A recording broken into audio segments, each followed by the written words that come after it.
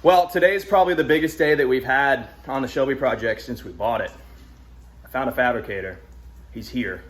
And subframe's going back on. Let's do it. All right, we're here with my guy Tyler from Flying Nickel Fabrication Welding.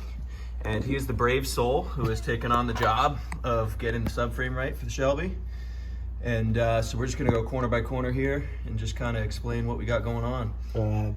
Yeah, pretty much. I mean, all of the factory welds were kind of coming apart and not done well like most OEM welds are.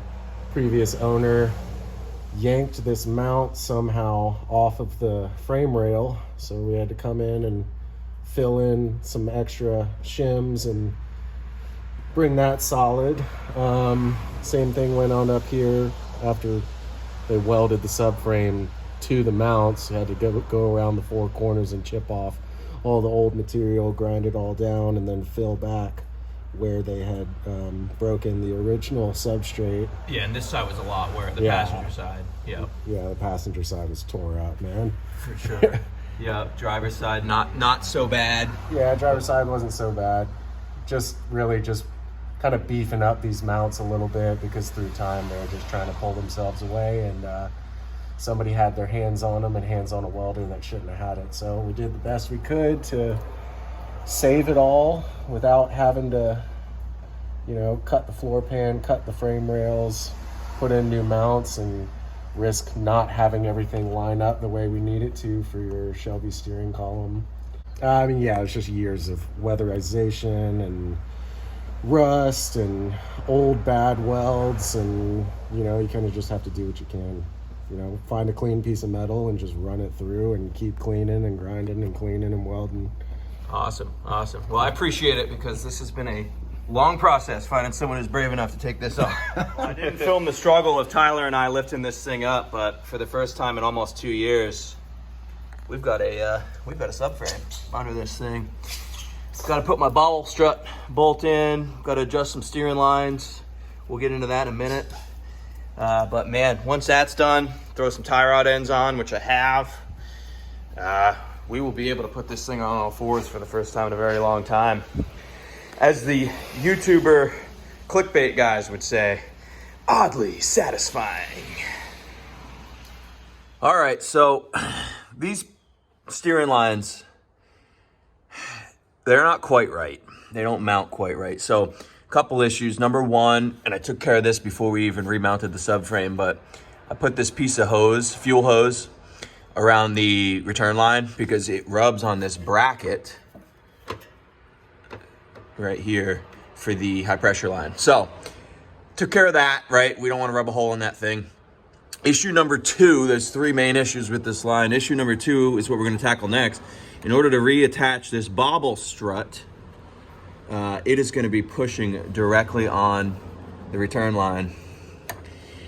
So we're going to need to do the same thing here, because in order for this bobble strut to remount, see how much pressure that puts on that return line? Which is okay, but we just don't want the thing to wear a hole in it. All this is going to flex, right? This bobble strut is going to be moving, and I don't want it to wear a hole in this line. So gonna take another piece of fuel line, do the same thing here, and then we'll tackle issue number three, which we'll get into in a second. All right, so I cut me a piece of this diesel hose.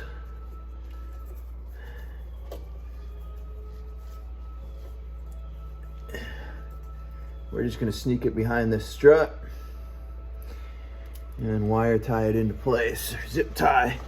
I never quite know what to call these things. Zip ties? Wire ties? Something.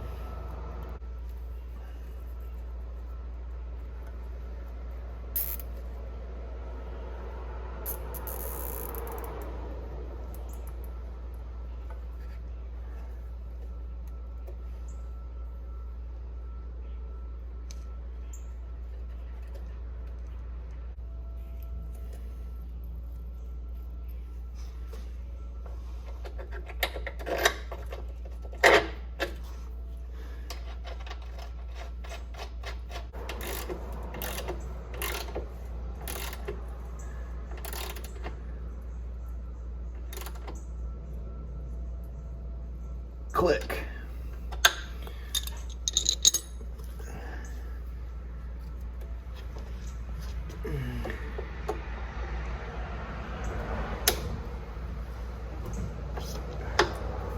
All right, before we tackle the last issue with the steering lines, let's get these wheels ready to go back on. I got new hardware. This ball joint's kind of strange.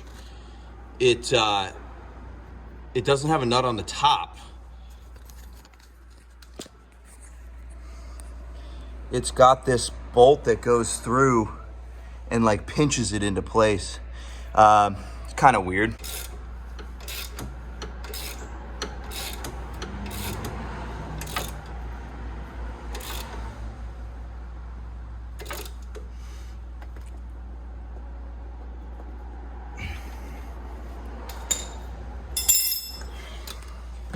All right, now new tie rods.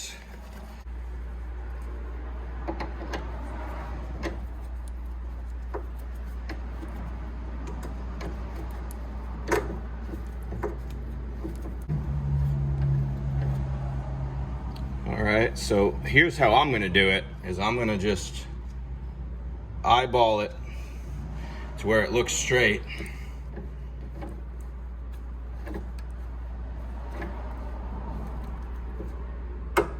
And then slide this puppy in. Still too far in. Now this is how you align a vehicle here, folks. Take notes.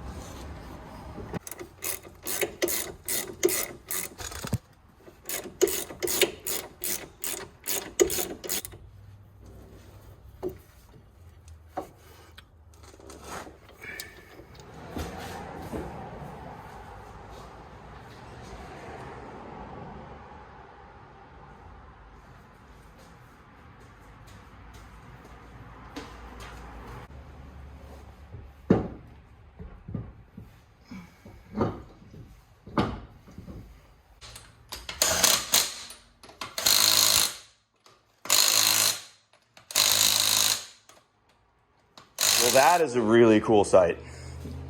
This thing is on the ground for the first time, shoot, I think I said earlier, a year and a half, 2 years, something like that. That is awesome. Okay, problem number 3 with the power steering lines. This line, I've got a glove over it to not get contaminants in there. So this one here is going to be simple. We'll have to cut it, but this is the return line. High pressure line, the back of it gets hung up on the pump and it doesn't line up. So we've got to figure something out with that.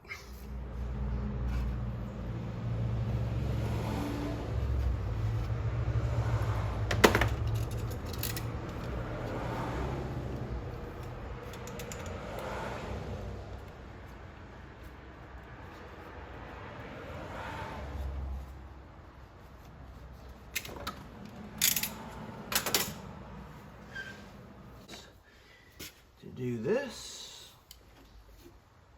Should have put that clamp on the other direction. Dang it.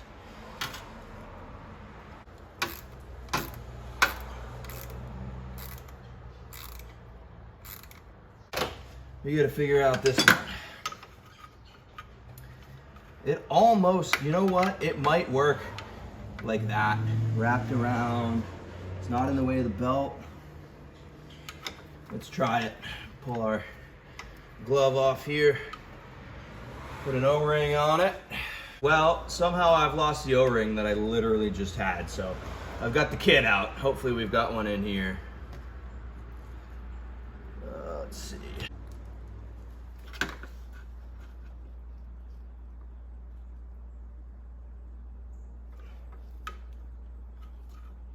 That one will probably work.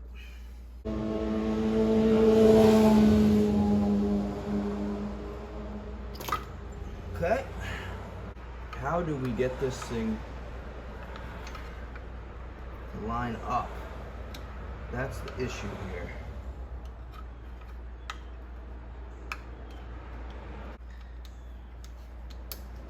Yeah, it's a recipe for crossed thread right there.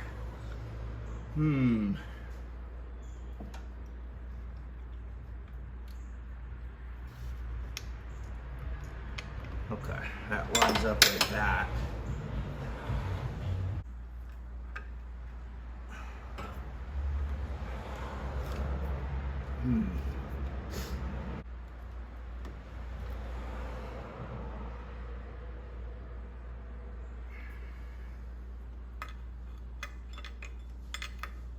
Of course, it's not an 18. Why would it be? The other side was. I think I got it started.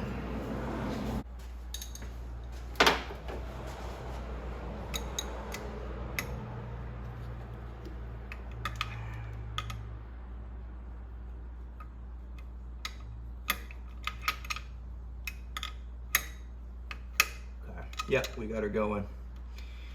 Not a great fit here by any stretch. Imagine doing this with the head on. Nope, don't want to do that.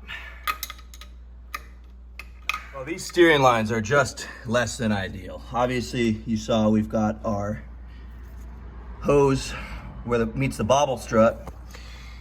Transmission mount, and then we got another hose where it meets the clampulator, and then this and the return and the high pressure side are literally like pressing against each other. At least this hose doesn't appear to be in the way of the belt alignment. That's good.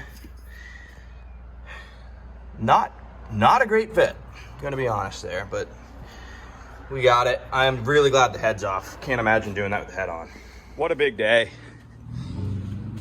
Stand back and take a look at this thing, boys, and probably two girls that watch this. That is, I mean, this is a huge day for this project. I am just so excited about this, reinvigorated on this project. Next step, put the head on. So that'll be the next video on this car. Probably gonna do a little work on the Plymouth first, but we will, man, we're getting kind of close, actually. This is pretty cool. Appreciate you watching, guys. We'll see you on the next one.